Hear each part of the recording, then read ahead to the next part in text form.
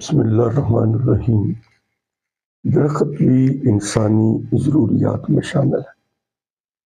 بعض درخت تو وہ ہیں جو کہ پھلدار ہیں، ان سے انسان کے کھانے کی ضروریات کو پورا کیا جاتا ہے۔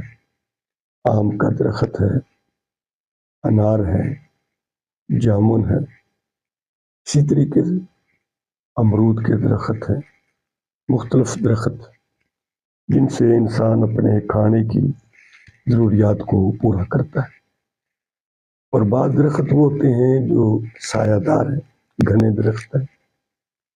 پرانے دور میں جب لوگ سفر کرتے تھے پیدل تو انہی سایہ دار درختوں کے نیچے بیٹھا کرتے تھے اور اپنا دوپہر کا وقت وہاں گزارتے اور پھر اپنے سفر پر روانہ ہو جاتے۔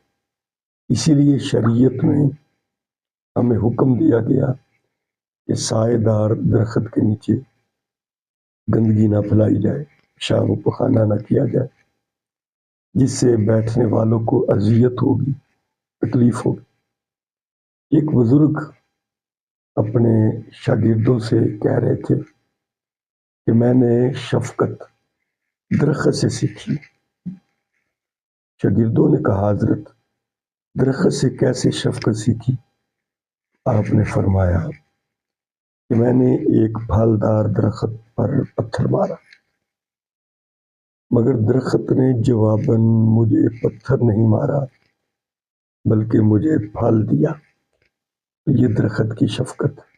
مطلب کیا تھا کہ اگر کوئی آپ کا برا چاہے تو آپ اس کا برا مت چاہیں، اس کے بھلے کی دعا کریں، اللہ کے حضور میں اس کی بھلائی کی دعا کریں۔ تو یہ وہ شفقت ہے جو درخت نے سکھائی۔ اس کو پتھر مارا مگر اس نے پھل دیا۔